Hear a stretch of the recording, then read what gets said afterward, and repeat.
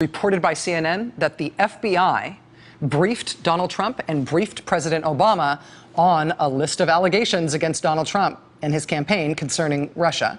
That initial report from CNN didn't exactly say what these allegations were, but within 24 hours, BuzzFeed News published the dossier, this whole 35-page dossier, and there was a huge uproar at the time. Everybody, including BuzzFeed, admitted the dossier was all uncorroborated information. But you know what? It didn't end there. And that ends up being really important for what happened today. Because quietly, over the next few weeks after this thing was published by BuzzFeed to such an uproar, there have been multiple reports that some of the information in this dossier is bearing out under further investigation. This thing didn't just get published and then go away. U.S. investigators have been looking into this. And bits and pieces of what's reported in this dossier are turning out to be true and reported and checkable. I mean, there is this mysterious recall to Moscow of the economic section chief for the Russian embassy in D.C. And McClatchy reporting that when he left, yes, he was under investigation for his potential role in this Russian operation against our election. Okay. There's also a report from CNN recently and from The New Yorker last week that we highlighted just the other night on this show. Look, headline: U.S. investigators corroborate some aspects of the Russia dossier. Quote, intercepts do confirm that some of the conversations described in the dossier took place between the same individuals on the same days and from the same locations as detailed in the dossier. Quote, corroboration based on intercepted communications has given U.S. intelligence and law enforcement greater confidence in the credibility of some aspects of the dossier. Special time of his own with prostitutes at Moscow's Ritz-Carlton Hotel during a 2013 trip to Moscow.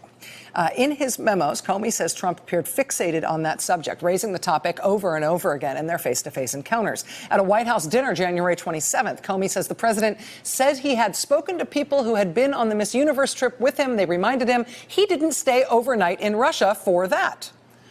Then during a meeting in the Oval Office February 8th, quote, the president explained, as he did at our dinner, that he hadn't stayed overnight in Russia during the Miss Universe trip.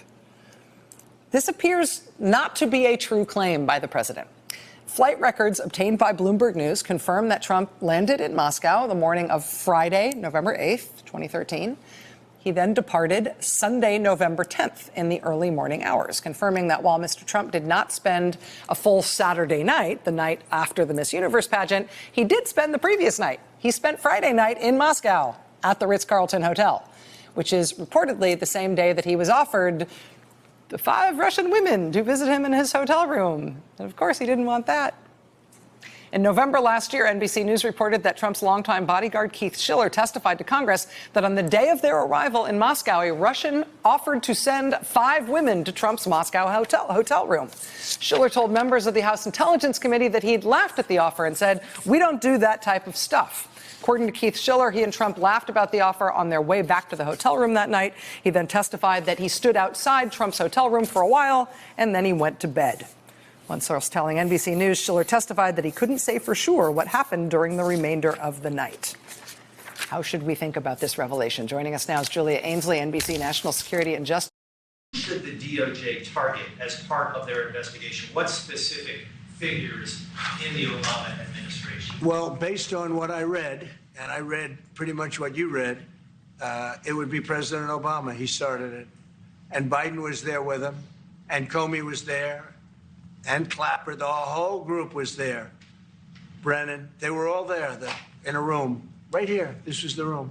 This is much more beautiful than it was then, but that's okay. I have nice pictures up. They came out of the vaults. They were in there for 100 years. This is much more beautiful. We have the Declaration of Independence now in the room, which wasn't here. I guess people didn't feel too good about putting it here, but I do. But you know what? If you look at those papers, they have them stone cold, and it was President Obama. It wasn't lots of people all over the place. It was them too. But the leader of the gang was President Obama, Barack Hussein Obama. Have you heard of him? And except for the fact that he gets shielded by the press for his entire life, that's the one they look. He's guilty. It's not a question. You know, I like to say, let's give it time. It's there. He's guilty. This was treason. This was every word you can think of. They tried to steal the election. They tried to obfuscate the election. They did things that nobody's ever even imagined, even in other countries. You've seen some pretty rough countries. And none whatsoever. And it was a complete and total exoneration. A nearly 2-year investigation by special counsel Robert Mueller has now come to an end.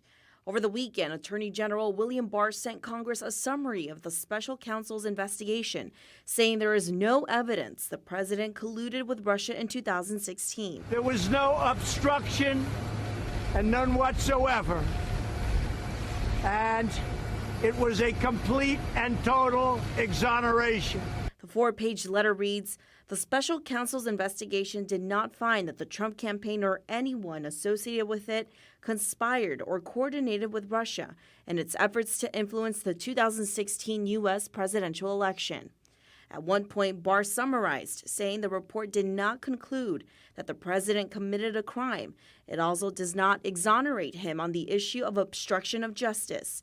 Democrats are vowing to keep on investigating and vowing legal fight to get the whole report released. In her campaign, the Obama administration, how they responded to what they knew and when.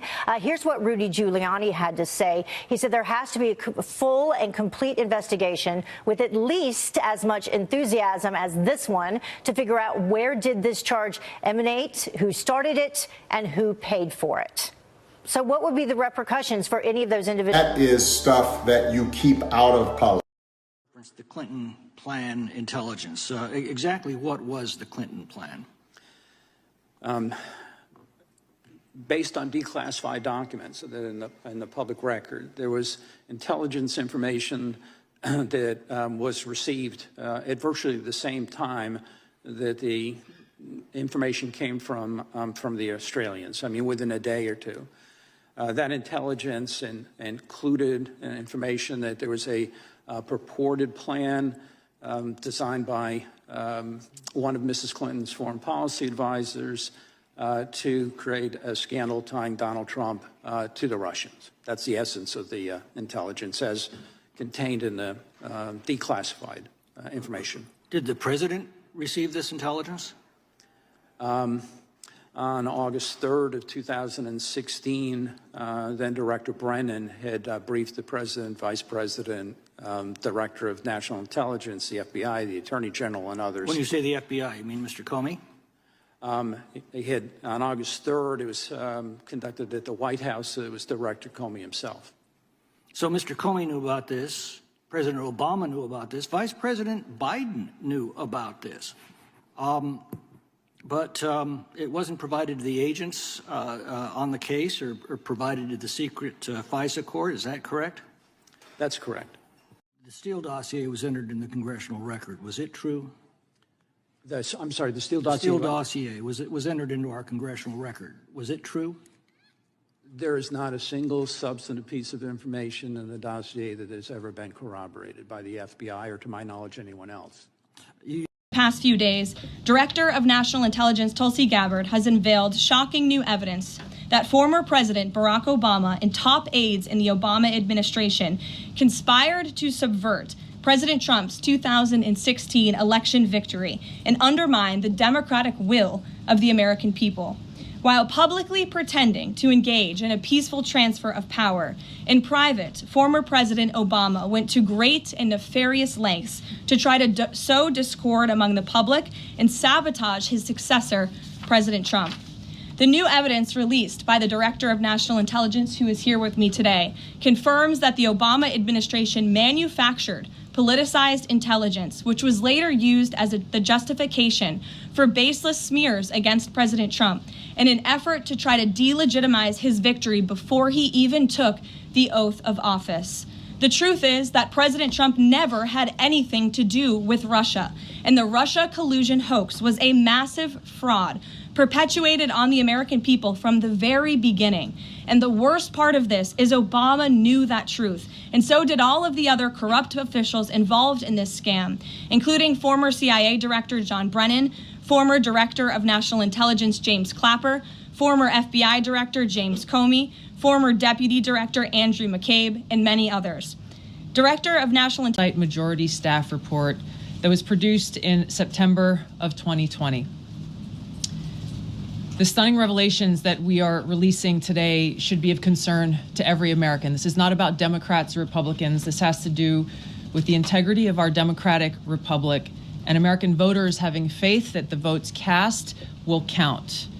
There is irrefutable evidence that detail how President Obama and his national security team directed the creation of an intelligence community assessment that they knew was false.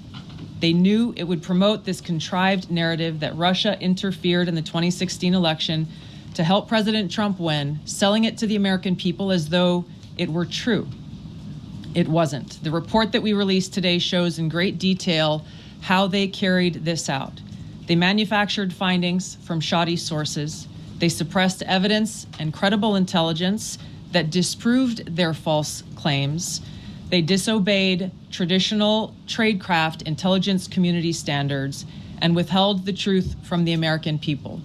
In doing so, they conspired to subvert the will of the American people who elected Donald Trump in that election in November of 2016. They worked with their partners in the media to promote this lie, ultimately to undermine the legitimacy of President Trump and launching what would be a years-long coup against him and his administration.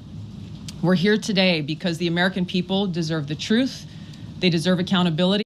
Trump is waking up in Palm Beach this morning, one day after the release of the 448-page Mueller report. The special counsel found no evidence of collusion or obstruction by President Trump. But the report also alleges less than ideal behavior by the president and others in the administration. CBS 4's Natalie Brand has more from Capitol Hill this morning.